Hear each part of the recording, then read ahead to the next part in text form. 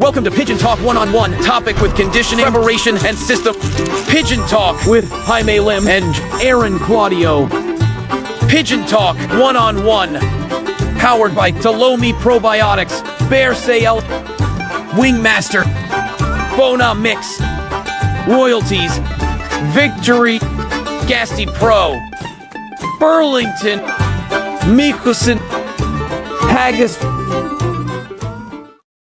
Actually, ang sa akin, inbreeding is for breeding stock. Pag Yes. line breeding, karera pwede. Yes. Oh. But I do outcross. Winning line, I get winning line. That's it. So, pag inbreeding, di ko kinakarera. Pero sir, may mga bagong import ka ba na ibon? Ako hindi ako nag-i-import. Pero yung kapartner ko, si CBL, marami siyang Kung CBN. Congressman Yeah. Lasat. Ang dami ng import. Marami. Pero, tinatry mo siya na ipasok Oo, sa rec. oo. Yun yung ano namin. Yun na yung way namin ngayon. Okay. Yung mga proven local birds namin, dun sa mga import niya, dun namin. Kinakross niyo. Like yung recent third overall, breed ni Mayor Lasatin. Breed po ni Mayor Lasatin. I think po yun.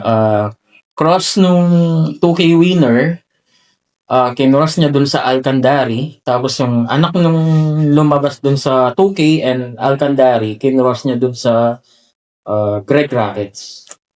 So 1-4. Siya ngayon. Mayor.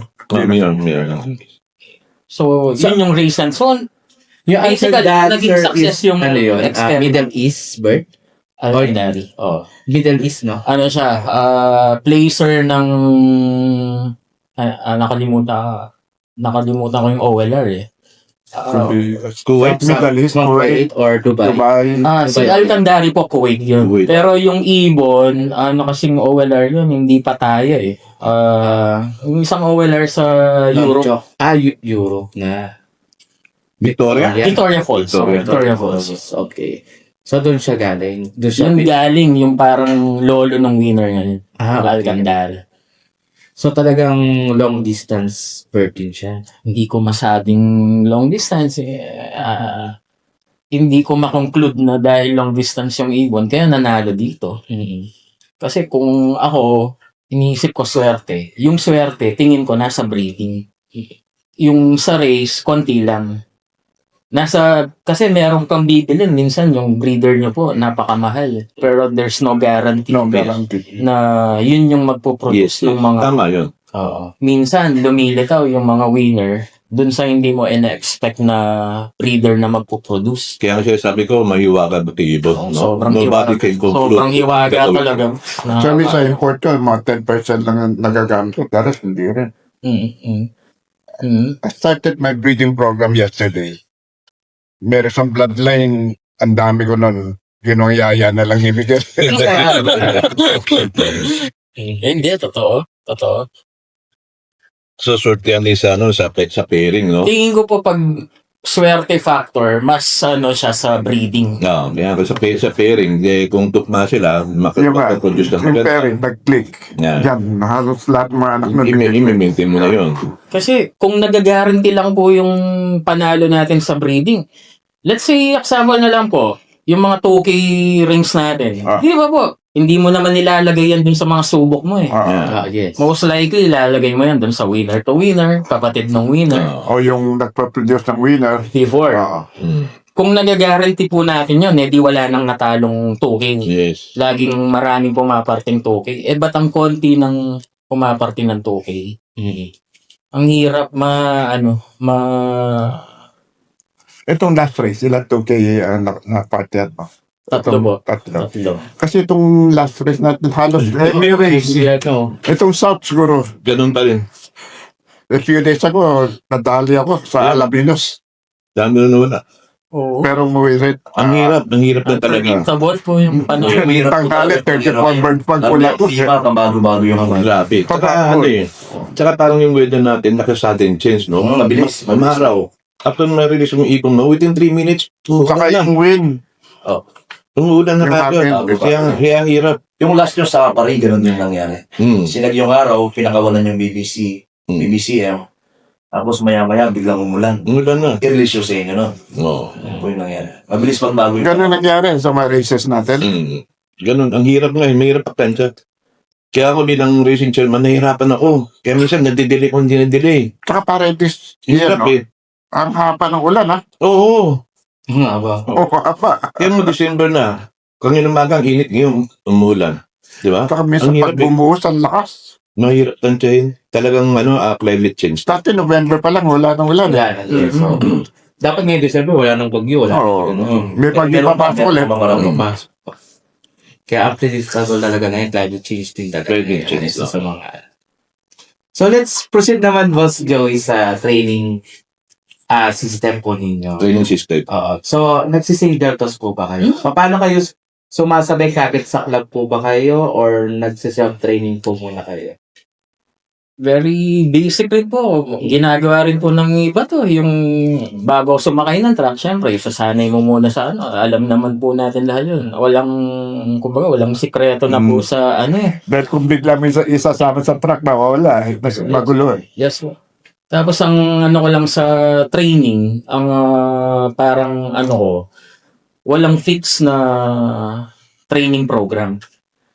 Yun ang pinaka-rule ko. Kasi nagbabago para sa akin, nagbabago yung gusto ng ibon eh. Okay. Hindi naman okay, ang plano ko ngayong week na to, makapag-training ako ng Wednesday, Thursday, Friday. Eh paano kung yung ibon off pala? Or bad weather. Bad weather. Mhm. Marami pong factor. So walang fix na training program. Kung ano yung kailangan, yun ang ano.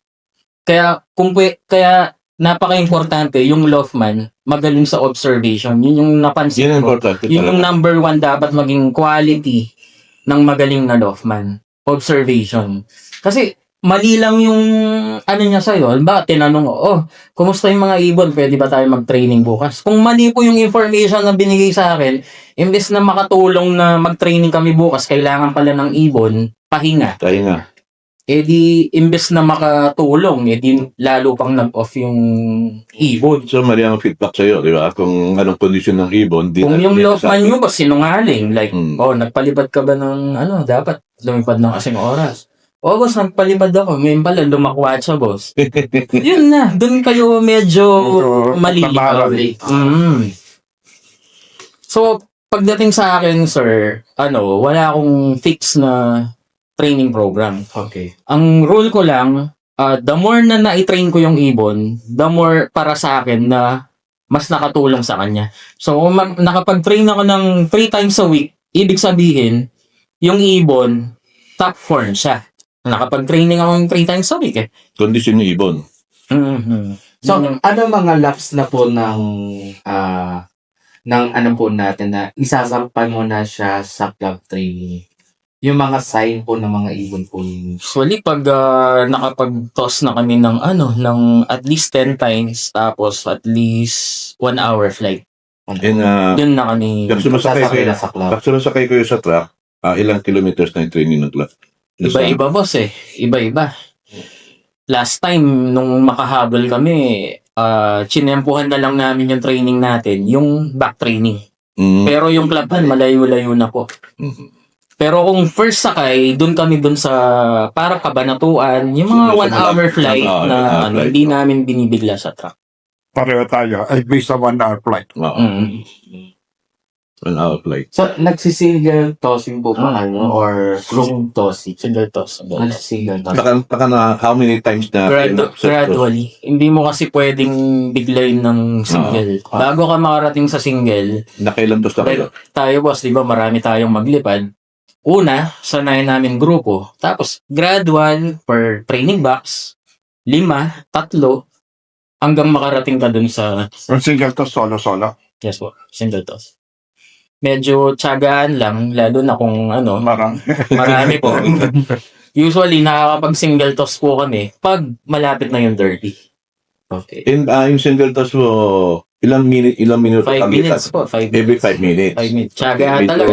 Medyo malayo na yung ibon Kasi niya. napansin ko sa kanila, boss, i-single toss mo, 2 minutes, 3 minutes, makikita din. Yes. Umiikot din. Babalik. Nagkantay. Yes, Kasi makita mo, makikita ako, madalas ako, pag single toss na, ako na mismo. So, nakikita ko, let's say, 2 minutes, nawala na yung ibon.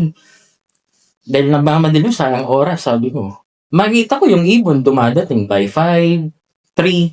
Pero pag nasanay sila sa 5 minutes, talagang nagdadating Isa-isa. Isa-isa. Mm. Lalo na kung 60 kilometer to, 1 hour flight.